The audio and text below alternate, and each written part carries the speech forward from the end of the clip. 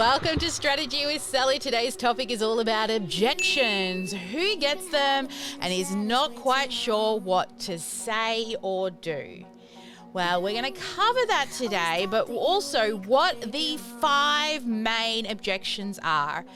And when you start practicing this, it's a theory, it's a practice really of how to overcome objections the right way. You won't feel salesy, sleazy, icky, or gross. You will just be able to do it in an authentic way that will help your people, because they wouldn't have booked the appointment if they weren't already struggling. Usually the biggest thing that's holding them back is them.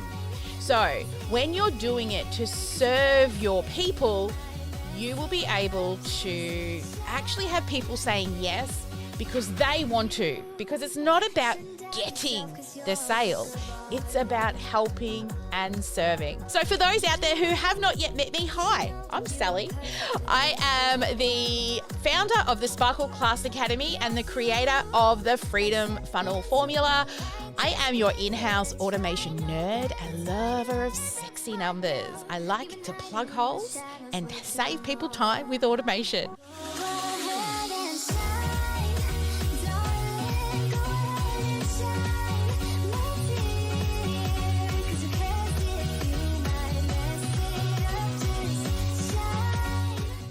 Today we're talking about objections. And I can tell you, look, I've done a lot of sales training over the years, and I had this moment where I was constantly trying to get the sale, right? I wanted the sale because I really wanted the money. And it was really uncomfortable. You feel salesy and icky and sleazy and gross. And you really you wish it was just so much easier, right?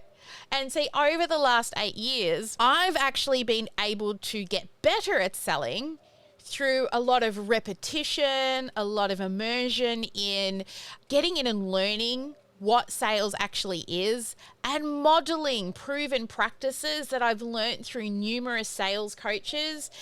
And I am still continuously improving and refining this every single day. Because once you learn how to overcome objections and, you can say things in a way that is literally authentic so that you are serving that dream client. So I'm going to head over to my whiteboard and I'm going to talk to you about the spectrum of the way in which we ask first, like to get the sale. So over here on the whiteboard, you see what we have, it's kind of like these guide rails, right? And over here, you could be like a little passive in your selling. Right? So when you're passive in selling, what you're doing is you're like, I have this thing, and you're a bit scared to even say the price of the thing. You're very passive in the way in which you approach selling. If somebody says they don't have the time, you're like, okay, sure, that's no worries. I don't have the money, sure, yeah, no worries. You're just agreeable because you're scared and you're fearful, so you're too passive. It's like the 3 bears where you've got, one's too hot, one's too cold, and one is just right. That's kind of where we're going with this. This is a little cold, right? It's too cold. You're just too scared to say anything. Then you've got the other end of the spectrum, which you're scared to be, right? Which is too aggressive. Like, if you don't buy this thing, literally, you could be hurting your family. I worked, and this was bad sales training. I worked in a company where we were told we had to sell these, it was literally pots and pans, okay? But it was called Your House Nutrition System. And it was, you would turn on the gas and then the pot would seal. Once it hit a certain temperature, you would turn off the gas and it would continue to cook within itself without getting to 100 degrees. It was less than that, so it wasn't killing the nutrients in the food. And the people that taught me the sales training said, things like, if they say no to that, then you can say, well, don't you care about the health of your children? And I'm like, that is way too aggressive for me. Like, I am 100% sure they care about their children. That is something I would not say, right? And then they would throw in all these extra bonuses that we had to give away anyway. And we would have to make fake phone calls to the office and pretend that we're wheeling and dealing to get some cutlery thrown in and some plates and some crystal glasses. And I just felt gross, too pushy, lying, and it just was horrible. So that's the other end of the spectrum when it comes to selling, right? You've got too passive, where you're too scared to say anything and you're just very agreeable. And then the other end where you're that car salesman. So what you want to do for yourself is find the happy, just right middle ground for you.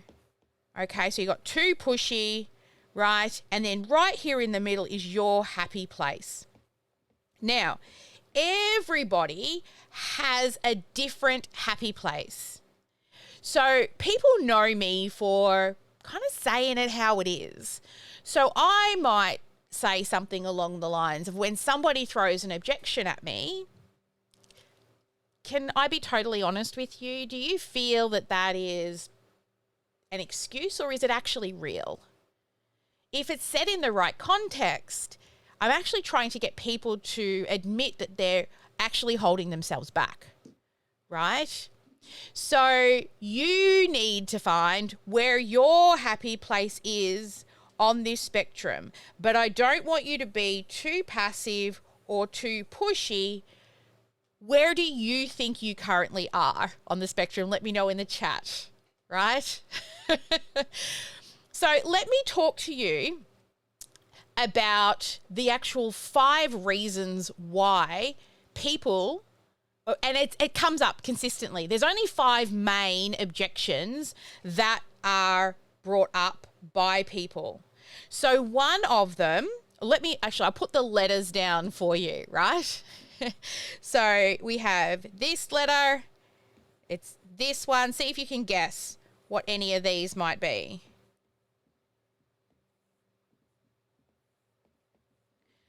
Okay, so these are the main reasons for objections. There is only really 5, and over the last 8 years about learning how to do this well, I've really decided it just comes down to these 5 things. And these 5 things, what do you think the letter T is? The very first objection, and also the most common one that you will get. Yes, that's right, time.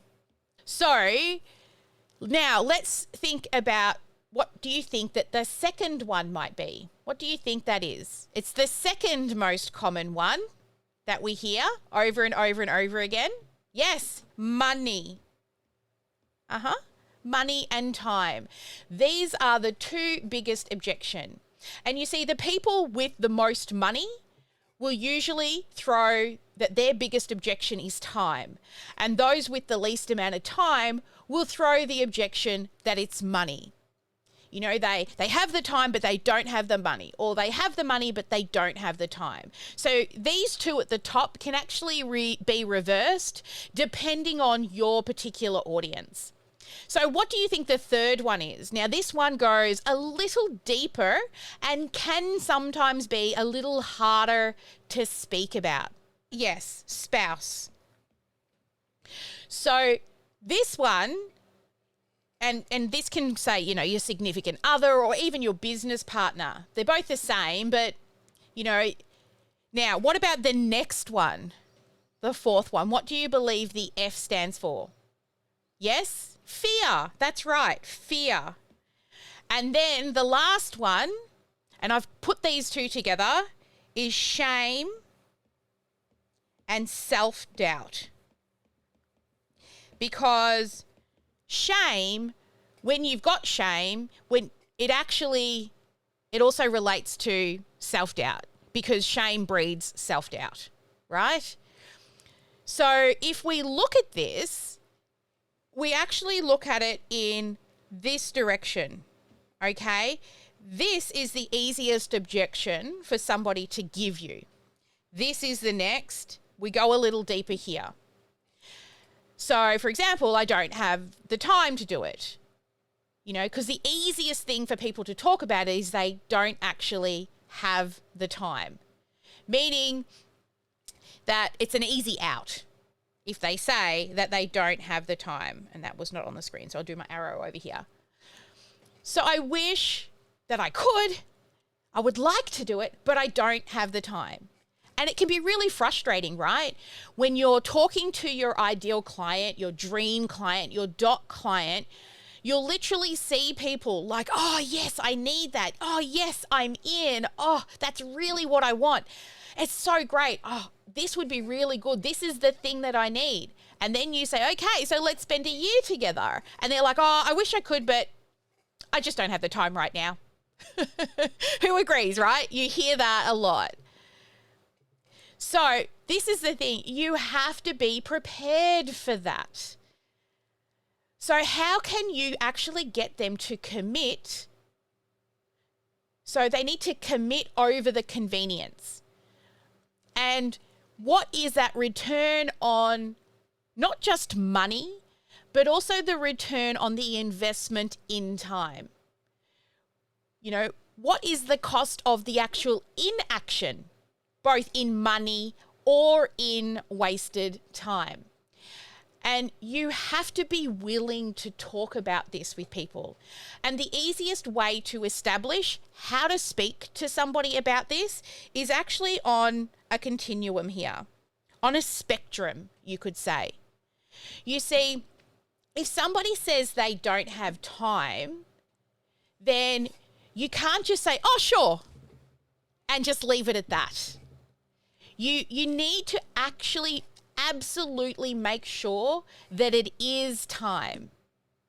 And the most effective way of doing this is saying, oh, that's interesting. And there's 3 magical words that you will say. What do you think they are? Most of the Sparkle world should know, or inside of our community. Tell me more. They should say, tell me more. Tell me more about time. What time do you have and don't you have? Because I want you to be confident in discussing these objections, both you and your team. These 3 simple words, tell me more, will actually help you get to the question behind the question, the answer. Because if, for example, if somebody's down here, right, they're down here and they're saying, I don't have the time because I've got 3 kids, an aging parent, I work full time just to pay the bills, and, I've got a sick person in hospital, versus somebody over here that says, I just don't have the time. It means that I would have to do this after I put the kids to bed, or I would have to do it and skip book club on Friday, or maybe I won't be able to go to tennis on Saturday. You see, these are all time objections, but they are completely at different ends of the spectrum. So, are you following me right now? Can you see how we can get behind the question? Exactly. I'm seeing lots of head nods. Fabulous. Because this is a really important concept right here. Because so often I see people just say, oh, I don't have the time. And then people go, oh, okay. So if they don't have the time, you need to find out, how many hours a week are they willing to commit to it? Can it be done? Can it be put into this spectrum? Are they I've got an aging parent, family members who are sick, or I have to miss out on tennis on the weekend. So how big is the issue of time for them? So when you use the tell me more, right? Tell me more, then they'll be able to tell you more. Now, when you do this, I want you to do it with love, okay? I want you not to get the sale. I want you to remove your emotional connection to the outcome. You see, at the end of the day, we cannot force people to hand over their credit cards. But when you do this in service of to help your ideal dream client, you know that if they are over here on the spectrum, okay, you might say something like, you know what? As much as I would love to help you inside this program right now, given what you've actually told me, it would be wrong of me because, you know, right now you need to focus on you. It's most important first that you take care of yourself and your children and your aging parent. And, you know, while I think that I can help you make measurable improvement in XYZ, insert the thing that you do to help them, you need to take care of yourself first. Now, when they're down here at this end, you'd say something like, okay, so let's just talk about this. Maybe for the next few months, you know, you do the work after you put the kids to bed. And maybe you do miss tennis on Saturday just for the next few months. But then when we get off of all the things and you've learnt the systems, now you can take that vacation that you've always wanted. Now you can put your children into that college of the choice that you've always wanted to be able to afford to do. Or, you know, maybe it means that you get to spend extra hours in the evening with your partner when you put the kids to bed. So can you see where these questions, depending on where they are in the spectrum, you can have a meaningful conversation with love? Yeah? I'm loving the head nods. That's great. Cool. So, by the way, what I'm teaching you now, this is conversations that you can also use outside of sales, right? When you're talking to family members who say they don't have time to do the thing, right? So these are life skills I'm teaching you here on how to help people, not just in sales.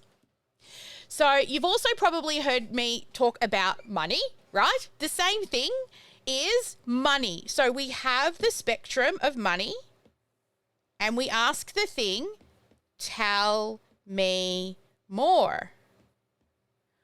Why? On the continuum of money. So down here we have, I'm working 3 jobs just to put a roof over my head, right? That, I'm living in my car, or an uncomfortable conversation with, most of the time the money objection is an uncomfortable conversation with my spouse, my significant other, my business partner. Or, you know, here could be, you know, I can't even put food on the table right now and I'm down at the Salvation Army just to feed my family. Or I have to move a few things around on my credit card, right? Or maybe I will, you know, dip into my super or my 401k. Or maybe I've got to get a job driving an Uber for a while. So I actually had a client who did actually start doing odd jobs around the neighborhood, helping out elderly neighbors so that they could have some extra money to enter our program. You know, so run errands, go shopping for them, things that they can't do for themselves. And that paid for the program and then allowed her to grow her business. She's no longer in our program. She's off doing amazing things. but she never had to build that thing again. So what is it worth to you? You know, what is the true money objection? Where are they on this continuum? How committed are they to getting the results? And they need to choose commitment or convenience. So you can't answer this question without actually asking the question, to get behind the question, to dig deeper. Tell me more. So when you ask, tell me more, it's an open-ended question. It's not just a yes or a no. Tell me more actually invites them to explain more to you. And then you can come from a place of service and actually give really great guidance and support to them. You know, tell me more. Pick something out of what they repeat back to you to help them make an informed decision. You see, we can help them because we're coaches, right? At the end of the day, we want to help people.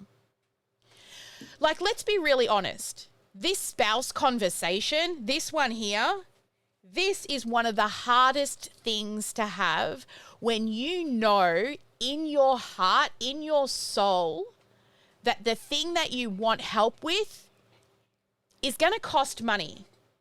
And maybe you've agreed with your partner previously that you're not going to spend any more money until you start making money. Or, you know, you promised that you wouldn't put anything else on the credit card until you got results. So it's not actually the money problem, it's the uncomfortable conversation that you've got to have that's holding you back, that's sitting on that continuum. That spouse, you know, now look, if you're down here on the continuum when it comes to spouse and you're in physical danger, if you were to ask, and I'm not trivial, I'm not making light of, I can't even say the word, I'm not making light of this. That's totally different from the kind of conversation that you would have down here of, you know, maybe I do need to invest in some help. So I want you to take a second and think about, actually, I'm going to model something for you. This is totally, I want you to be fully equipped to have a conversation if you're ever considering doing something that your heart is telling you that you want to do, so that you're equipped to have this conversation. Now, normally, this is probably what the conversation sounds like, right? And no judgment here, but I want you to see how it actually works. So you go to your partner and you want to have this conversation. It sounds something like this, like so darling, do you have a couple of seconds? Oh, look, you know, I know you're super busy, but I just want to talk to you about one thing. Okay, yeah, I know. Okay, well, you know, you see, I've just done this training and this event, right? And, well, yeah, I know I said that I wouldn't, but, yeah, I know, but I do appreciate that you've been looking after the children for the last few nights for me, but, you know, there's this one thing that I really want, and, like, yes, I know, right? Well, yeah, well, tonight I will, I promise. Yeah, I promise I'll cook dinner tonight. Yeah, I got it. I know what you're talking about. I know I said that I wouldn't, and yeah, I know I did that. Well, remember the time I spent that money on the thing and I didn't do it? Well, for me now, I know that I know. Okay, yep. All right, yep, I'll do it when I make money. Okay, I'll do it. Okay, right. Okay, thank you. Who's been there? Right? You just want to ask, but what you're doing, you've recognized that conversation. I'm saying, yes, I've recognized that's me. Now, look, that was me. This is why I know. The only reason that I can model it is because I've had that conversation. I ended in therapy, wanting more and feeling guilty. Now, that's because I was asking for permission from my partner for something that I knew in my heart that I really wanted. But I'm here to tell you, this is like level 5, like life skills right now. You have to approach this conversation with your partner both with love, conviction, and also integrity. Not to manipulate somebody, but to come from your heart space, right? These conversations, whether it's about buying a program that you want, whether it's about going on a trip with your girlfriends, you need to do this in service truly of your dream client, right? Because it's not to sell or manipulate your partner. You cannot give permission or get permission from anybody. You can only give yourself permission. Nobody gives you permission to do what you want to do, but you can ask for support. So here's how the conversation should go. You can start by saying how much you appreciate them and everything that they've done for you. For example, I really appreciate that you've been taking care of the kids for the last few days while I've attended this event. And you know, you've seen me so often complaining at the dinner table about the business and me saying that if it doesn't work, I'm going to quit. And to be really honest with you, over the last few days, I've realized that I've been turning to you as my business coach. And honestly, you're not a business owner. And I shouldn't be expecting you to solve my problems, which is kind of crazy, right? You're not an entrepreneur. You're not a coach. So how do you know how to solve that? So first off, I'm going to apologize for putting you in that uncomfortable position. But the good news is I've actually met a group of people that have figured out a system and a process, and they've actually figured out a way in which they can help me. I don't want to go ahead and reinvent the wheel. It just takes so much time, and you've seen me, I keep getting stuck. And, you know, I know that I need to make money, but I keep getting stuck in this downward spiral. You know what it looks like because you don't want to see me there either. And to be totally honest, of course you don't know what to do. And if I want to be truly honest, owning a business can be hard, or insert the thing that you're struggling with can be hard, right? But you know one thing? Building a business is something that I just don't know how to do. Or building a live event, or building whatever it is, or getting the help you need for whatever it is. It's so much harder than I ever imagined. So here's the thing that's recently dawned on me. You would never go and hire an attorney who had never gone to law school, or you would never go to an attorney and say, hey, I have this incredibly boring legal issue for us. Can you fix it? If they've never studied how to be a lawyer. Or you wouldn't go to a doctor who's never been to medical school and say, hey, do heart surgery on me. So if I keep going to people who are not experienced in that, I'm going to keep getting the same results. And to be totally honest with you, the thing that I'm good at is what I'm good at. And I've been expecting myself to actually be good at building a business. And that's kind of crazy, right? I'm making it so much harder, not just for myself, but for you and for the kids, for what I really want. But what I really want is a system and a strategy, right? I want that thing. So what I've realized is I need support from a professional. I mean, I know I need to be surrounded by like-minded people. And it's not that I don't love you and I'm not going to leave you behind. I'm going to bring you with me. But how I'm going to be able to save time, make money, and give more freedom to our family is to do this thing so I can get back dinners that aren't about business. We can have those vacations. We can have more money and freedom. And if you support me in this, I promise you will see a different me.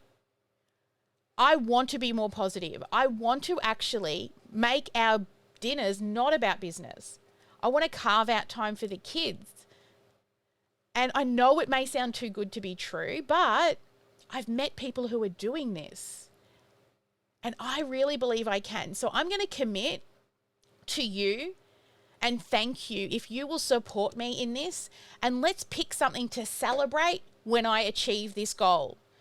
So let's decide on that celebration, and then you ask them to pick something with you. Maybe it's dinner out, it's a vacation, it's every Saturday you get to take the kids and they go off and get to play golf. Whatever that looks like for you.